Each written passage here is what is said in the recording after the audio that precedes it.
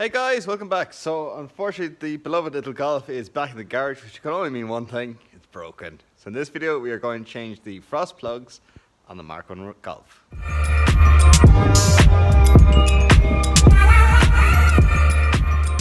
Okay guys, so I'm about to start the car and you do your usual checks. So you check the dipstick for oil, so just make sure that there's actually oil in the car. And also always check before you start the engine that you actually have some coolant. So I took the lid off, looked in it, and it was empty. I was like, that's really weird. I was like, okay, obviously I have like a pinhole leak or something in a pipe and just have to replace the pipe. So you give the hose pipe a squeeze. Nothing. I gave the lower hose pipe a squeeze. I was like, that's at the bottom of the radiator. Still nothing. You should hear a gargle or something. I was like, what's going on? There's something doesn't sound right here. Is the radiator broken? Is something gone catastrophically wrong? So we got, I think it was like 4 liters of water, poured it straight into the reservoir there. You can see that the frost plug has popped out. In this video, we're changing the frost plugs in the Mk1 Golf. Okay, so when I went to the shop, I brought in my old frost plug. I think they're called frost plugs, core plugs, freeze plugs. We call them frost plugs. This is the one that came out of the car. It actually fell onto the ground. I brought it into the shop, I showed it to them. They put a calipers onto it and said, this is the closest size we have. We do not have a bigger size than this. Unless you go much bigger. This is the closest to this size we can get. We don't have anything else. So this is an old trick that a proper mechanic showed me, and I'm going to show everyone else. So obviously you take the end of a socket. See, that just about fits in there. It's quite tight, but it's quite loose here.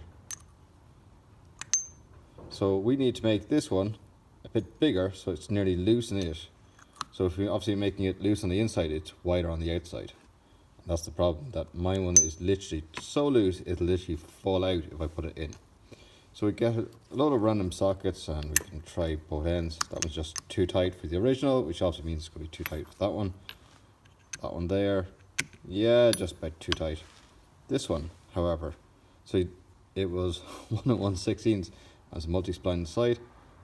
And it's just tight. That is just tight that it nearly just won't go on. So what we're going to do, obviously this one then is absolutely not going to go on. So what we're going to do is hammer the end of this socket into the inside of this core plug or this frost plug, and that'll actually expand it ever so slightly the whole way around. So then when we hammer it into the actual engine block, it'll go in super tight. I am going to put a little bit of instant gasket maker the whole way around.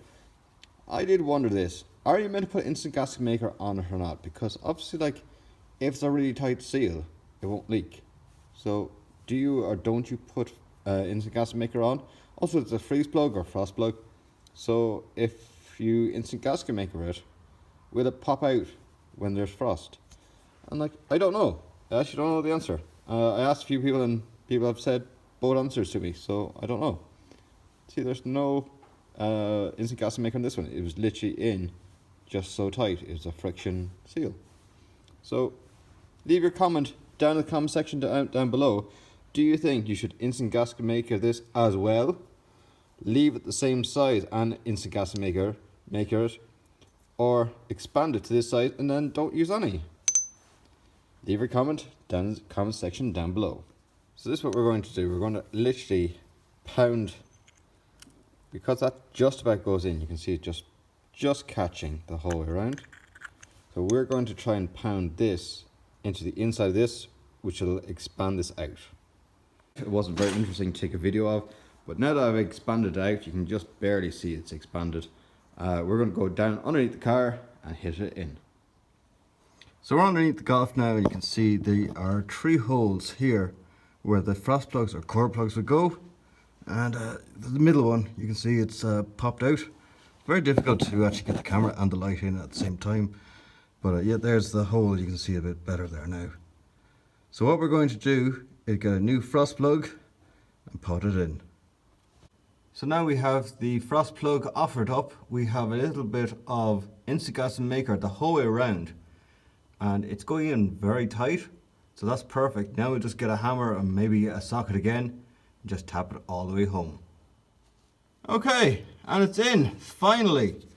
So what I ended up doing was using a socket as a driver, also used a hammer and a big long bar. So this is the type of hammer I use. It's broken claw hammer, so I had a little bit more room to swing it. So just like that, I could swing it and hit in. There's very little room because the exhaust pipe is right in the way. So the middle one is definitely by far the worst one to replace. Once I got the frost plug started, I put a socket into it and then went in behind it with a big long bar and used the bar as a hammer, so I had a bit of leverage to swing it. And I pivoted on the drive shaft. So that's how I managed to get it in. You can see the socket is pretty well in there, but with a gentle little flick of the hand, it comes out. That's as far as I'm able to drive it in. It's now flush. So that's now the frost plug reinstalled. Thanks very much for watching. Don't forget to rate, comment and subscribe, and I'll see you next time.